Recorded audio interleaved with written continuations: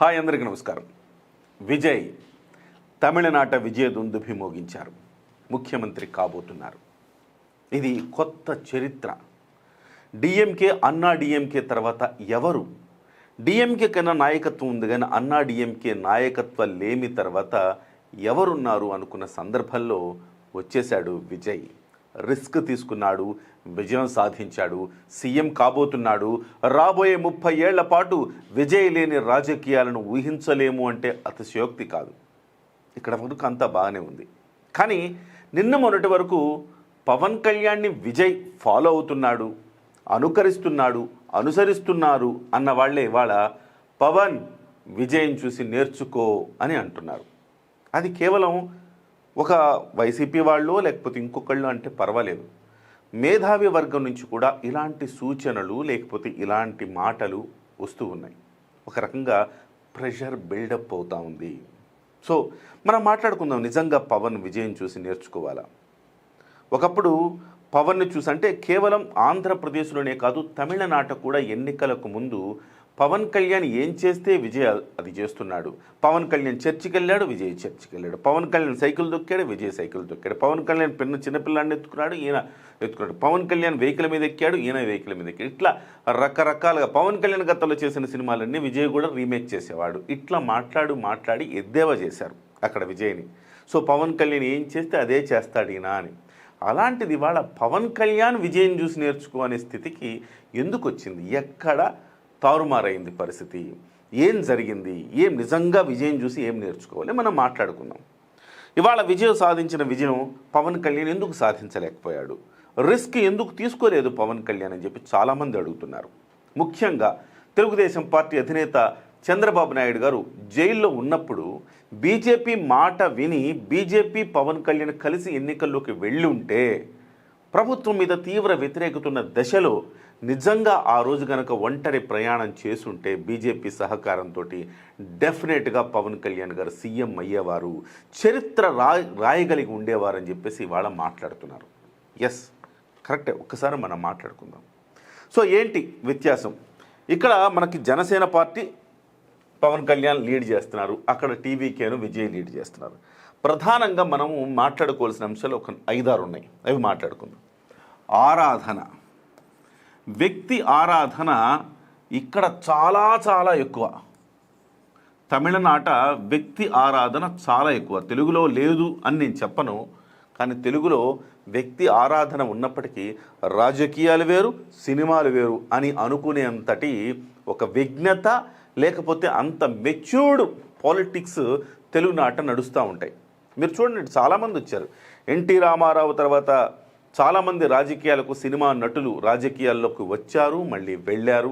ఎవరు కూడా పెద్దగా సాధించింది లేదు. కానీ చిరంజీవి రాజకీయాల్లోకి వచ్చిన తర్వాత ఒక మోస్తరు విజయాన్ని అయితే సాధించగలిగాడు, కానీ నిలబెట్టలేకపోయాడు.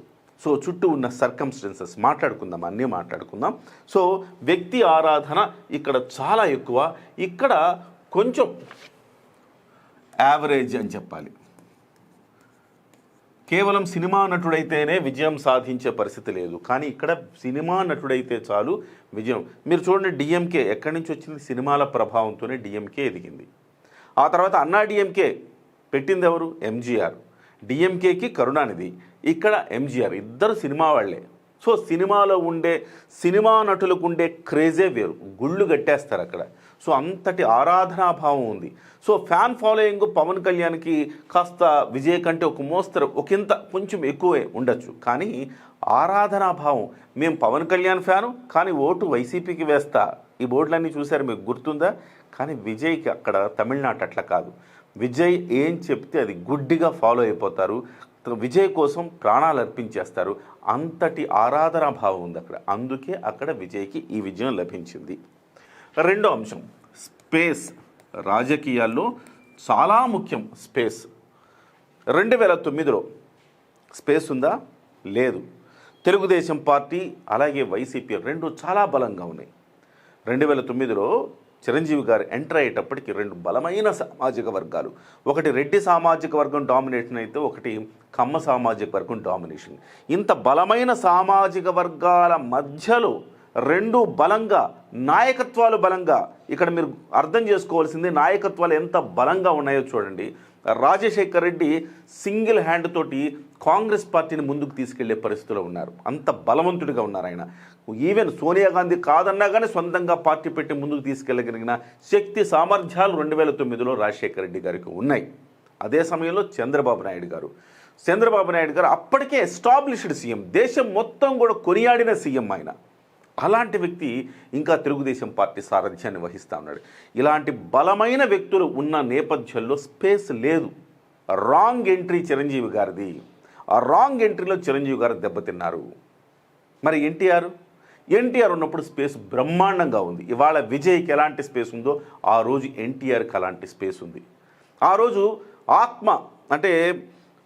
ఆత్మాభిమానం అనే అంశం తెర మీదకి వచ్చింది.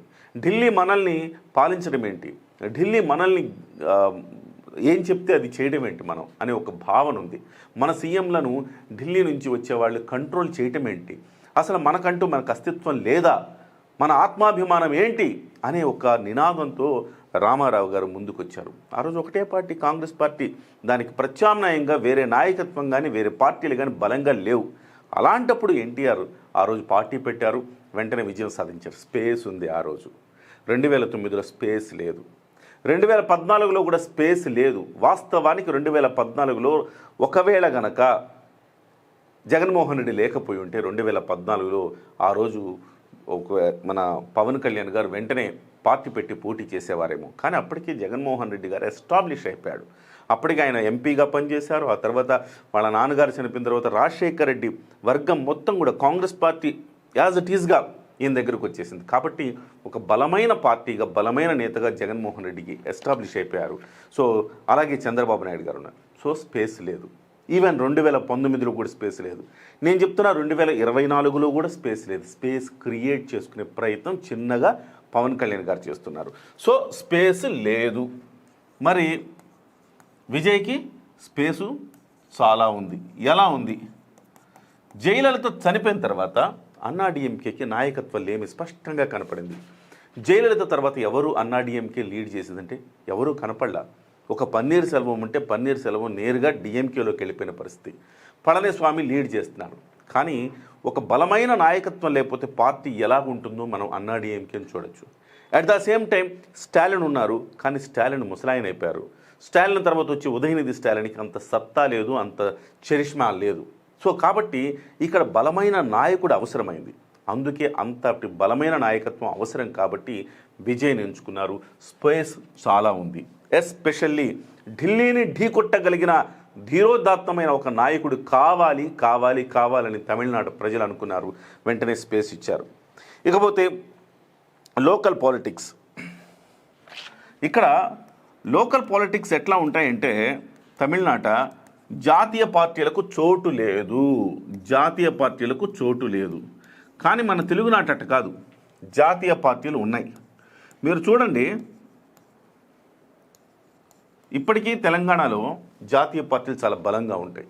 కాంగ్రెస్ పార్టీ బలంగా ఉంది, ఇప్పుడు అధికారంలో ఉంది. బీజేపీ కూడా 2వ స్థానం కోసం పోటీ పడుతోంది. సో ఒక బలమైన పక్షాలు, జాతీయ పక్షాలు ఉన్నప్పుడు సో లోకల్ పార్టీలకు అవకాశం లేదు. అట్ ద సేమ్ టైం తెలుగునాట కూడా బలమైన పక్షాలు అంటే Congress party as it is Jaganmohan Reddy తీసేసుకున్నారు. సో ఆ రకంగా చూస్తే ఇవాళకి కూడాను అక్కడ 2 బలమైన పక్షాలు ఉన్నాయి. జాతీయ పార్టీల ప్రాబల్యం ఎంతో కొంత ఉంది. సో అలాంటప్పుడు ఒక కోపం అంటే ఇప్పుడు కాంగ్రెస్ పార్టీ మీద కోపం ఎట్లా వచ్చింది ఏపీలో, అలాంటి కోపం అయితే కాంగ్రెస్ పార్టీ మీద ఉన్న కోపాన్ని మొత్తం జగన్మోహన్ రెడ్డి లాగేసుకున్నారు. ఇకపోతే ఆ కోపాన్ని లాగేసుకుని ఆయన లబ్ధి పొందారు. కానీ అక్కడ ఈ మన తమిళనాట మాత్రం ఇప్పుడు కాంగ్రెస్కి లేకపోతే బీజేపీకి సమ ఉజ్జి అయిన ఒక లోకల్ పొలిటీషియన్ కావాలి. అందుకోసం జాతీయ పార్టీలకు చోటు లేదు కాబట్టి సో అక్కడ టీవీకే ఒక ఆప్షన్ అయింది అని చెప్పాలి. ఇకపోతే మీడియా ప్రభావాన్ని మనం ఎప్పుడు కూడా పీఆర్పీ అప్పటి నుంచి కూడా మీడియా ప్రభావాన్ని చాలా రాంగ్ ప్రొడిక్షన్లోకి తీసుకెళ్ళిపోయారు. సో మెగా ఫ్యామిలీలో ఎందుకంటే ఆ రోజు పీఆర్పీ ఉన్నప్పుడు మీడియా మనకంటూ సొంత మీడియా లేదు. ఎత్తింది వాళ్లే, పాతాళానికి పడేసింది వాళ్లే. మీడియా చిరంజీవి రావాలి నిలువెత్తు ఫోటోలు వేసి ఆంధ్రజ్యోతి లాంటివి అలా సొమ్ము చేసుకున్నాయి. చివరికి వచ్చిన తర్వాత ఏకు మేకయ్యేటట్టున్నాడు. కాబట్టి అంటే ప్రభుత్వ వ్యతిరేక ఓటు చీల్చేసే ప్రమాదం ఉంది కాబట్టి మన చిరంజీవి గారిని ఏ రకంగా దెబ్బ కొట్టాలని దెబ్బ కొట్టి పతనం చూసేంత వరకు అంతు చూశారనమాట. కానీ మీడియా ఆ తర్వాత కూడా వచ్చిన జనసేన పార్టీ కూడా ఇవాళకి కూడా జనసేన పార్టీ మీడియాని అలానే నిర్లక్ష్యం చేస్తూ వస్తుంది. కానీ అక్కడ తమిళనాట అలా కాదు. ఖచ్చితంగా తమిళనాట మీడియా ప్రభావం పర్ఫెక్ట్గా వాడుకోగలిగాడు విజయ్ అని చెప్పాలి. ఇవాళ సోషల్ మీడియా ఉంటే బ్రహ్మాండంగా ఇతను ప్రశాంత్ కిషోర్ గారి నేతృత్వంలో మీడియాని అద్భుతంగా వాడారు. ఎస్పెషల్లీ సోషల్ మీడియాని ఒక క్రమ పద్ధతిలో వాడారు.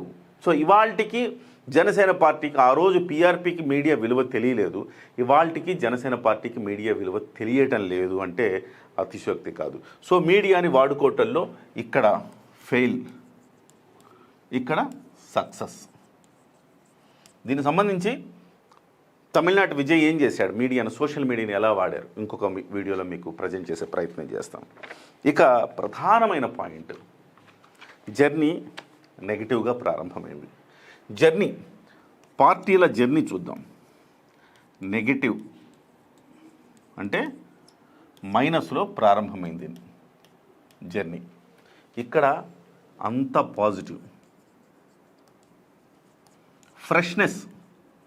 ఫ్రెష్నెస్ అంటే విజయ్ కొత్తగా వచ్చాడు, విజయ్ ఏం చేస్తాడో చూడాలి. విజయ్ విజయ్ విజయ్ విజయ్ ఏం చేస్తాడు, ఫ్రెష్నెస్ కావాలి. జంజీకి ఫ్రెష్నెస్ కావాలి. దాదాపు ఒక 30 ఏళ్ల వయసు ఉన్న వాళ్ళందరూ 35 నుంచి 18 ఏళ్ళ నుంచి 30-35 ఏళ్ళు ఉన్న వాళ్ళందరూ కూడా విజయ్ కావాలని కోరుకున్నారు.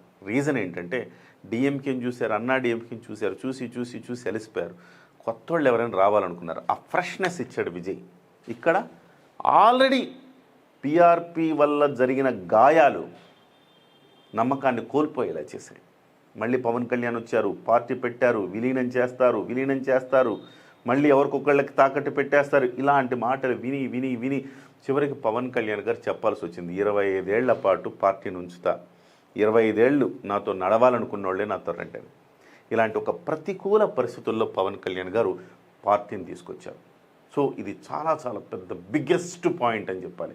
అదే కనుక పీఆర్పీ లేకుండా పవన్ కళ్యాణ్ గారే నేరుగా పార్టీ పెట్టి ఉంటే సిచ్యువేషన్ వేరేలా ఉండేది. ఈవెన్ స్పేస్ లేకపోయినా ఎంతో కొంత స్పేస్ క్రియేట్ అయ్యేది. కింగ్ కాకపోయినా కింగ్ మేకర్ అని అయ్యేవాడు. సో అలాంటి స్థితిగతుల మధ్య పవన్ కళ్యాణ్ గారు నెగటివ్గా పార్టీని ప్రారంభించి ఇవాళ 100% స్ట్రైక్ రేటుకి తీసుకెళ్ళగలిగాడు, వ్యూహాత్మకంగా తీసుకెళ్ళగలిగాడు. సో అక్కడున్న స్థానిక పరిస్థితుల నేపథ్యంలోనే ఏదైనా జరుగుతుంది. ఇకపోతే ఓటు బ్యాంకు ముఖ్యంగా ఓటు బ్యాంక్ ఇక్కడ ప్రధానంగా రెండుగా చీలిపోయి ఉంటుంది. ఓటు బ్యాంక్ ఏపీలో ఎస్సీ, ఎస్టీ, మైనారిటీ, ముస్లిం ఇలా ఓట్లన్నీ కూడా గంపగుత్తగా, ఈవెన్ రెడ్డి గంపగుత్తగా ఇవన్నీ కూడా వైసీపీకి పడతాయి. నాడు కాంగ్రెస్ పార్టీకి పడ్డాయి, తర్వాత వైసీపీకి పడతాయి. సంప్రదాయకంగా వచ్చే ఓటు బ్యాంక్ ఇది. ఇకపోతే తెలుగుదేశం పార్టీకి, బీజేపీకి, జనసేనకి ఒకటే ఓటు బ్యాంక్ ఉంటుంది. వీళ్ళు కలవకపోతే జగన్మోహన్ రెడ్డి లబ్ధి జరిగే అవకాశం ఉంటుంది. ఇక్కడ సామాజిక సమీకరణాలు ఏపీలో ఉన్నంత బలంగా తమిళనాడులో లేవు. ఏపీలో చాలా బలమైన సామాజిక సమీకరణాలు. సో ఈ బలమైన సామాజిక సమీకరణాల్లో రెండు పనిచేసుకున్నాయి. ఇక్కడ అంతటి విడివడి ఉంటాయన్నమాట, ఎక్కడికక్కడికి స్కాటర్డ్గా ఉంటాయన్నమాట. సో సామాజిక సమీకరణాలు అంత బలంగా పనిచేయవు. సో అక్కడంతా పనిచేసేది ఏంటంటే ద్రవిడవాదం మాత్రమే పనిచేస్తుంది. ఆ ద్రవిడవాదాన్ని మళ్ళీ పుణికి పుచ్చుకొని ద్రవిడవాదానికి నేనే ప్రతినిధిని అని చెప్పడంలో విజయ్ సక్సెస్ అయ్యాడు. సో కానీ ఇక్కడ సామాజిక వాదం చాలా బలంగా ఉంటుంది, రెండు పక్షాలకు విడిపోయి ఉంటుంది. ఈ 6 రీజన్స్ వల్ల పవన్ కళ్యాణ్ గారు విజయ్ లాగా సక్సెస్ కాలేకపోవచ్చు ఇక్కడ. కానీ ఇవాళ కాకపోయినా ఖచ్చితంగా ఏదో ఒక రోజు పవన్ కళ్యాణ్ గారు కూడా సీఎం అవుతారు. అయితే ఇక్కడ 2-3 అంశాలను మనం చాలా స్పష్టంగా మనం మాట్లాడుకోవాలి. ఒకటి, మరి పవన్ కళ్యాణ్ గారు నేర్చుకోవాల్సింది ఏమీ లేదా? నిజంగా ఆ రోజు తెలుగుదేశం పార్టీని ఏమో చెప్పలేం. నిజంగా తెలుగుదేశం పార్టీని ఆ రోజు కనుక జనసేన మద్దతు ఇవ్వకపోతే, చంద్రబాబు నాయుడు గారు జైల్లో ఉంటే నిజంగా చంద్రబాబు నాయుడు గారు జైలు నుంచి బయటకు వచ్చేవారు కాదేమో. ఎంతో కొంత కేంద్రం ఇన్ఫ్లుయెన్స్ వల్లే చంద్రబాబు నాయుడు గారు బయటకు వచ్చి ఉండొచ్చు. వచ్చారు కాబట్టే ఈ పొత్తు పవన్ కళ్యాణ్ గారు పెట్టుకున్నారు కాబట్టి సక్సెస్ అయ్యేలా వచ్చింది. ఒకవేళ లేకపోయి ఉంటే పవన్ కళ్యాణ్ గారు రిస్క్ తీసుకుని ఉంటే, పవన్ కళ్యాణ్ గారిని ఇప్పుడు మనం ఒక మధ్యతరగతి మెంటాలిటీగా చూడాలి. ఎందుకంటే మధ్యతరగతి వాళ్ళు రిస్క్ చేయాలంటే చాలా భయపడతారు. ఎందుకంటే ఉన్నది ఎక్కడ ఇబ్బంది పడతాము, ఎందుకంటే నెగిటివ్ నుంచి వచ్చాడు కాబట్టి. అయితే మనం ఇంకొక అంశాన్ని కూడా మనం ప్రధానంగా పరిశీలించాలి. నిజంగా స్టార్లు పార్టీ పెట్టి వెళ్ళిపోతే జనాల్లోకి గెలిచేస్తారంటే అంత ఈజీ ఏం కాదు. దీనికి అన్ని పరిస్థితులు కలిసి కలగలిపి రావాలి, అంతే తప్ప ఒక్కసారిగా మనం ప్రతి స్టారు పార్టీ పెట్టిన ప్రతి స్టార్ అయిపోవాలంటే రజనీకాంత్ ఎప్పుడో అయ్యేవాడు. రజనీకాంత్కి కూడా ఏంటి ప్రాబ్లం వచ్చింది? స్పేస్ లేకపోవడం రజనీకాంత్కి కూడా ప్రాబ్లం వచ్చింది. ఆనాడు జయలలిత ఉన్నారు, కరుణానిధి ఉన్నారు. ఆయన మంచి ఊపు మీద ఉన్నప్పుడు, స్వింగ్ మీద ఉన్నప్పుడు, రజనీకాంత్ మేనియా నడుస్తున్నప్పుడు ఇటు రెండు బలమైన పక్షాలు ఉన్నాయి. సో అంత బలమైన పక్షాలను ఢీకొనాలంటే భయపడి రజనీకాంత్ గారు కూడా ఆ రోజు రాజకీయాల్లోకి రాలేకపోయారు. రజనీకాంత్ కంటే బలమైన వ్యక్తి ఏం కాదు కదా విజయ్. రజనీకాంత్కు ఉన్నంత మేనియా ఏం విజయ్కి లేదు. అయినప్పటికీ విజయ్ వచ్చాడంటే సర్కమ్స్టెన్సెసే కారణం. సో అవన్నిటిని వదిలేసి కేవలం పవన్ కళ్యాణ్ విజయ్ని ఫాలో అవ్వాలి, విజయ్ చూడు ఎట్లా చేశాడు, మీరు ఎందుకు రిస్క్ తీసుకోలేదు అనేది అనాలోచితంగా మాట్లాడడం అనేది సరికాదు. అయితే కొన్ని అంశాల్లో ఇప్పటికి మార్చుకోవాల్సింది ఏంటి? ఒక్క అంశం చాలా బలమైంది. నేను ఎప్పుడు చెప్తా కానీ ఒక్కటైతే గ్యారంటీ. అదేంటి? ముఖ్యమంత్రి అవ్వాలన్న సంకల్పాన్ని బలంగా ప్రజల్లోకి తీసుకెళ్లిన వ్యక్తే ముఖ్యమంత్రి అవుతాడు. జగన్మోహన్ రెడ్డి ముఖ్యమంత్రి అవ్వాలన్న సంకల్పాన్ని బలంగా తీసుకెళ్లాడు, ముఖ్యమంత్రి అయ్యాడు. విజయ్ ముఖ్యమంత్రి అవ్వాలన్న సంకల్పాన్ని బలంగా ప్రజల్లోకి తీసుకెళ్లాడు, ముఖ్యమంత్రి అయ్యాడు. పవన్ కళ్యాణ్ గారు ముఖ్యమంత్రి అవ్వాలన్న సంకల్పాన్ని బలంగా తీసుకెళ్లటం లేదు. ఈ విషయాల్లో మాత్రమే మైనస్ ఉంది. ఖచ్చితంగా పవన్ కళ్యాణ్ గారు ఎప్పుడైతే ముఖ్యమంత్రి అవ్వాలన్న సంకల్పాన్ని బలంగా తీసుకెళ్తారో ఖచ్చితంగా ప్రజలు ర్యాలీ అవుతారు. అలా కాదు 15 ఏళ్ల పాటు చంద్రబాబే సీఎం, 15 ఏళ్ల పాటు ఇలాగే ఉంటామంటే కనుక ఖచ్చితంగా డ్యామేజే జరుగుతుంది. ఇప్పటికైనా విజయ్ చూసి ఒకటి అక్కడ చూసి మనం నేర్చుకోవాల్సింది ఏంటి? అసలు చూసినా చూడకపోయినా మనలో కలగాల్సిన మార్పు ఏంటంటే 15 ఏళ్ల పాటు ముఖ్యమంత్రిగా చంద్రబాబే ఉంటారు, ఇంకెవరు ఉండరు. ఆయన అనుభవజ్ఞుడు, ఆయనకు తెలిసింది మనకు తెలియదు. ఆయన ఉన్నాడు కాబట్టి పెట్టుబడులు వచ్చాయి, ఆయన లేకపోతే మనకు పెట్టుబడులు వచ్చావు కదా, నాకు అంత చేత కాదు. ఇలాంటి మాటలు మాట్లాడితే ఎవడు నెక్స్ట్ టైము ఓటేసే పరిస్థితి లేదు. దయచేసి ఇదొక్కటి గుర్తించి గమనించకపోతే ఖచ్చితంగా డ్యామేజ్ జరుగుతుంది. సో విజయం చూసి పవన్ నేర్చుకోవాల్సిన అవసరమో ఆవశ్యకత లేదు. కానీ పవన్ కళ్యాణ్ తన మార్గంలో చిన్న అడ్జస్ట్మెంట్లు చేసుకోగలిగితే డెఫినెట్గా భవిష్యత్ సీఎం పవన్ కళ్యాణ్ గారే.